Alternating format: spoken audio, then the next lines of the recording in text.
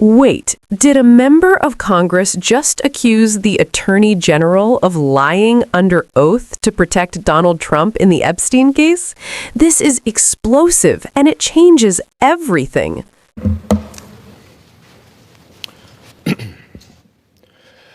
Mr. Speaker, I rise today to discuss this administration's massive cover-up of the Epstein files in order to conceal President Trump's involvement.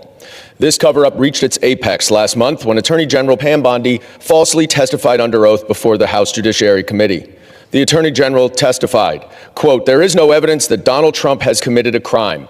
Everyone knows that," unquote. This is a lie. In the 3 million or so documents that the DOJ has disclosed to Congress under the Epstein Files Transparency Act, there is credible evidence that Donald Trump committed a crime. And that, of course, excludes the nearly 3 million pages that the DOJ is refusing to turn over. Donald Trump is mentioned thousands of times in the Epstein files. There are multiple allegations that he sexually assaulted young girls. But I want to focus on one victim's allegations that the FBI unquestionably found to be credible. The DOJ tried to hide reports of 3 of the 4 interviews that this victim gave to the FBI, but pressure from the media and Congress forced them to disclose them. And now we know why. She credibly accuses Donald Trump of sexually assaulting her when she was between 13 and 15. In each of her interviews, this victim recited the same account of her interaction with Donald Trump. On August 7th, 2019, she explained that she was between 13 and 15 when she was left alone with Donald Trump, who, quote, mentioned something to the effect of, "Let me teach you how little girls are supposed to be."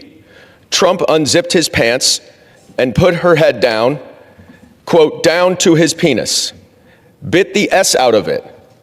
Trump struck the victim and said words to the effect of, "Get this little B the hell out of here." The victim advised that she bit Trump's penis because he disgusted her. She provided some additional details in the next interview 2 weeks later, and then a month later, she met again with the FBI and asked, quote, what the point would be of providing the information at this point in her life when there was a strong possibility nothing could be done about it. She didn't speak to the FBI again. But the FBI certainly found her story credible. In a 21-page PowerPoint presentation that the FBI made to prosecutors, they included this victim's testimony. They would not have done so if they did not find the evidence credible, which means that Attorney General Bondi lied when she stated under oath that there is no evidence that Donald Trump committed a crime. But we're just scratching the surface, because the Epstein files also reveal that Donald Trump has made false statements over the past quarter century about Jeffrey Epstein. We know in 2002, he called him a terrific guy and said, quote, "It is even said that he likes beautiful women as much as I do, and many of them are on the younger side." In a birthday card, 2003, that Donald Trump gave to Jeffrey Epstein for his 50th birthday, Donald wrote for himself that we have certain things in common, Jeffrey. Enigma has never aged. Have you noticed that? A pal is a wonderful thing. Happy birthday. And may every day be another wonderful secret. But in that same year, Palm Beach County opened an investigation into Epstein that eventually was turned over to the FBI.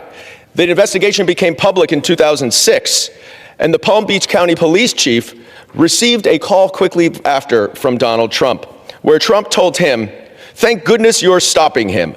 Everyone has known he's been doing this." What innocent person calls the police chief about an investigation upon just learning about it? The recent documents also show that Jeffrey Epstein emailed Ghislaine Maxwell and said, quote, "I want you to realize that the dog that hasn't barked is Trump. Redacted victim spent hours at my house with him. He has never once been mentioned." Trump also denied that he ever went on Epstein's plane. But of course, the Southern District of New York said that he was on his plane 8 times, often with young women.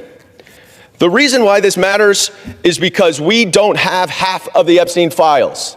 And if the Attorney General is covering this up in such a degree that she is redacting things from Congress, that she then, redacting things from the public that she then shows to Congress, what else is she covering up?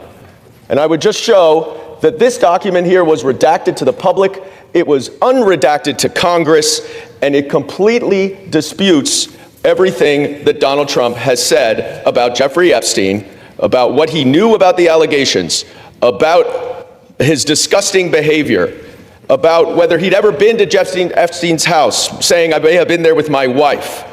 Asked if any young girls were there. No. He may have had children of guests, but that's it. Well, we know that's not the case.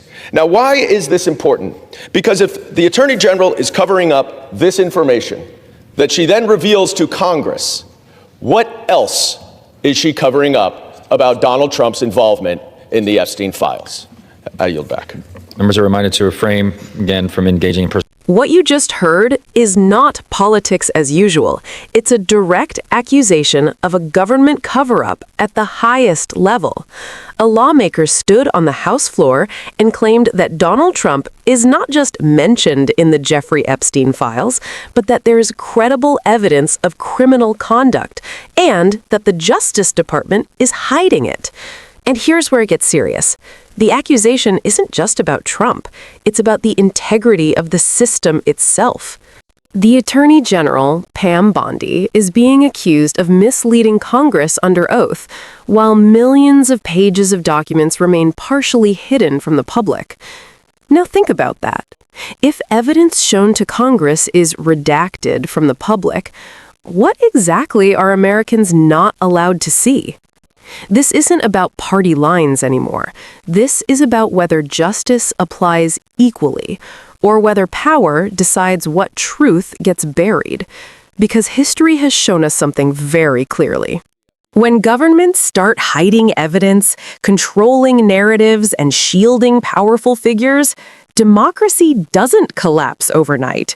It erodes, slowly, quietly, until one day, accountability disappears completely.